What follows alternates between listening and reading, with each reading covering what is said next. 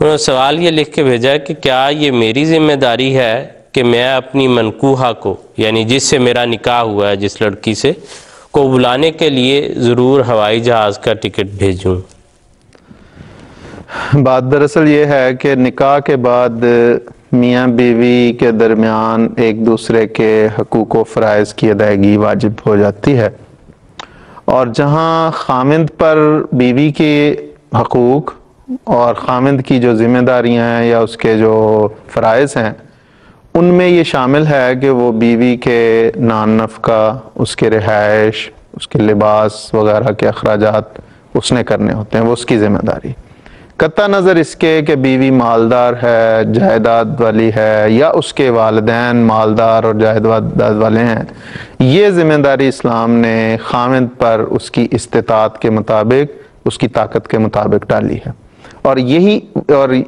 ایک وجہ ہے جس کی بنا پہ قرآن کریم کہتا ہے کہ خامندوں کو اپنی بیویوں پہ ایک لحاظ سے فضیلت جو حاصل ہے، اس کی ایک وجہ یہ بھی قرار دی کہ وَبِمَا أَنفَقُوا، کہ وہ اپنے اموال جو ہیں ان پر خرچ کرتے ہیں۔ تو گویا یہ ایک ایسی ذمہ داری ہے جو قرآن کریم نے بھی بیان کیا، حدیث میں بھی جس کی طرف توجہ دلائی جاتی ہے، تو یہ ذمہ داری بہرحال خامند کی ہے۔ اور اگر ہم تھوڑا سا عرب کا ماحول بھی دیکھتے ہیں تو اس میں ایک محاورہ ہے بنا علی اہلہ، ٹھیک ہے، وہ جب رخصتانہ یا نکاح وغیرہ کے سلسلے میں یہ محاورہ بولا جاتا تھا، اور اس کا پس منظر یہ ہے کہ خامند جب کسی عورت سے نکاح کرنے کا، اس کو بیاہ کے لانے کا ارادہ کرتا تو وہ اپنے بیوی کو رکھنے کے لیے ایک باقاعدہ رہائش کا انتظام کرتا، تو چونکہ اس میں بنا تعمیر کا دخل ہے، اس لیے وہ محاورہ اس کام کے لیے بن گیا کہ شادی کے لیے یا تعلق قائم کرنے کے لیے یا بیاہنے کے لیے جو لفظ استعمال ہونے لگا وہ بنا علی اہلہ ہے، اور اس کا پس منظر یہ ہے کہ چونکہ خامند کی ذمہ داری ہے کہ وہ ایسا کرتا ہے، اس لیے وہ بنا ہے محاورہ۔ چنانچہ ہم دیکھتے ہیں کہ حضور صلی اللہ علیہ وسلم کی ذات اطہر کو اگر ہم دیکھیں تو اس میں بھی حضور صلی اللہ علیہ وسلم نے اپنی تمام ازواج کے لیے الگ الگ رہائش کا انتظام کیا۔ حضرت فاطمہ رضی اللہ تعالیٰ عنہ کی جب شادی کا وقت آیا تو حضرت علی رضی اللہ تعالیٰ عنہ نے باقاعدہ ان کے لیے ایک الگ گھر کا انتظام کیا جہاں پہ وہ بیاہ کے لے جائی گئی۔ تو یہ ذمہ داری جو بنیادی ذمہ داری ہے، نان و نفقہ، لے جانے، اس کے اخراجات، اس کے لباس، اس کی رہائش کا، یہ سارا بیوی کے جو حقوق ہیں اور خامند کی یہ ذمہ داری ہے۔ اور اس میں یہ بات بھی ضمناً عرض کر دوں کہ چونکہ یہ خامند کی ذمہ داری ہے، اس لیے اس نے اپنی استطاعت کے مطابق بلانا ہے، اس کے اپنی استطاعت کے مطابق یہ اخراجات کرنے ہیں۔ اگر تو کسی قریب کے شہر میں ہے تو وہ وہاں پہ کار بھی بھیج سکتا ہے، بس کا ٹکٹ بھی دے سکتا ہے، ٹرین کا ٹکٹ بھی دے سکتا ہے۔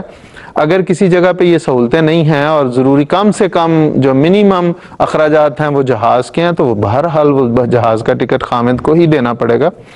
لیکن اس کے ساتھ ایک اور بھی بات میں عرض کر دیتا ہوں تاکہ یہ وضاحت ہو جائے کہ کسی کے ذہن میں یہ نہ آئے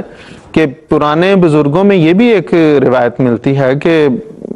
قریب کے گھروں میں شادیاں ہوئیں تو بچی کو تیار کر کے بچی کے والدین یا گھر والے جو ہیں وہ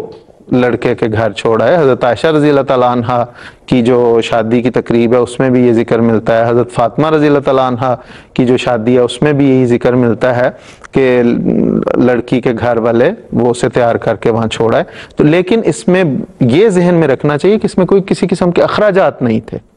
بغیر اخراجات کے یہ ہو رہا تھا۔ جہاں پہ اخراجات کا معاملہ آئے گا وہاں پہ وہ خامد کی چونکہ ذمہ داری ہے وہ بہرحال خامد کو ادا کرنی پڑے گی، اور جو ہی نکاح ہوتا ہے اس کے بعد کی تمام تر ذمہ داریاں خامد پر عائد ہوتی ہیں، لیکن خامد نے وہ ذمہ داریاں اپنی استطاعت اور اپنی طاقت کے مطابق عطا کرنی ہوتی ہیں۔ اس لیے وہ جہاز کا ٹکٹ ہو، اگر جہاز کے علاوہ کسی اور وہ ذریعے سے بلوا سکتے ہیں تو بے شک اس ذریعے سے جو سستا ذریعہ ہے اس کے ذریعے بلوا لیں۔ تو بہرحال جو بھی ذریعہ اختیار کیا جائے گا جس پہ اخراجات اگر آتے ہیں تو وہ خامند کو ہی ادا کرنے پڑیں۔ یعنی یہ اصولی بات ہے جی کہ، اور اس میں خاصا اگر ہم دیکھیں تو غالباً یہ نظر آتا ہے اس سوال کے طے میں کہ رخصتی ابھی نہیں ہوئی، نکاح ہوا، ہاں جی بالکل، اور لیکن اسلامی نقطہ نظر سے تو نکاح ہو جانے کے بعد وہ انسان کی بیوی ہے. جی اسی لیے میں نے نکاح کا ہی لفظ استعمال کیا کہ اس کے بعد یہ جو ہے وہ حقوق جو ہیں وہ عائد ہو جاتے ہیں، خاوند کی ذمہ داری، اور یہ خاوند کی ذمہ داری ہے. اور یہ اصولی بات ہے کہ دیکھیں اگر وہ بیوی آپ کے ساتھ ہے اور اسی شہر میں سفر کر رہی ہے تب بھی تو آپ نہیں دینے. ایک جگہ سے اگر دوسری جگہ جانا ہے تو انہوں نے خاوند نہیں وہ ذمہ داری ادا کرنی ہے، وہ ٹکٹ اسی نے لینی ہے. ابھی بظاہر مسئلہ صرف یہ نظر آتا ہے کہ وہ آپ کے ساتھ آ کے ملی نہیں، رخصتانہ اس طرح نہیں ہوا، لیکن اسلامی طور پر قاعدہ اور قانون یہی ہے کہ جب نکاح ہو گیا ہے تو وہ آپ کی بیوی ہے، اور جو اس کے ضرورتیں ہیں وہ آپ نے پوری کرنی ہے. اس کی وہ سفر کی ہوں، علاج کی ہوں، رہائش کی ہوں، پہننے کی ہوں، تو وہ ضرور ادا کرنی چاہیے. اگر وہ یہاں ہوتے، یہ جو دوست سوال کر رہے ہیں، اگر وہ اسی شہر میں اسی ملک میں ہوتے تو یقیناً وہی جا کے اپنی بیوی کو بیاہ کے لاتے نا. ہاں جی بالکل، اخراجات کرتے، بارات لے کے جاتے، یا جو بھی ہے، یا اکیلے جاتے، جا کے اپنی بیوی کو بیاہ کے لے آتے، اور اس لانے میں چاہے وہ ٹیکسی کرواتے، چاہے وہ بس لے کے جاتے، یا ٹرین پہ لے کے آتے، یا ہوائی جہاز پہ لے کے آتے، جو بھی کرنا تھا انہیں کرنا تھا. تو اب جب وہ بیوی ایک قسم کا رخصتانہ ہو رہا ہے، پاکستان سے وہ ویسٹرن کسی ملک میں آ رہی ہیں، تو وہ اس کے اخراجات خاوند کو ہی ادا کرنے پڑیں گے. جی بالکل. اور یہ کوشش کرنی چاہیے کہ ایسی جو باتیں جو کرنی ہیں، جو اللہ رسول کا حکم ہے، ان پہ خواہ روک ڈال کے انسان گنہگار بھی ہوتا ہے، اور پھر جو ساری زندگی ساتھ چلنے والے رشتے ہیں ان میں خواہ رکھنا بھی ڈال لیتا ہے شروع دن سے. تو ایسی باتوں سے اجتناب کرنا چاہیے. اور دوسری طرف بھی میں یہ عرض کروں گا کہ بہت زیادہ ان کو بھی مطالبات نہیں کرنے چاہیے. جو اس کی استطاعت ہے اس کے مطابق جو مناسب انتظام ہو سکتا ہے، دونوں فریق کو اس پر باہم رضامندی سے عمل کر لینا چاہیے.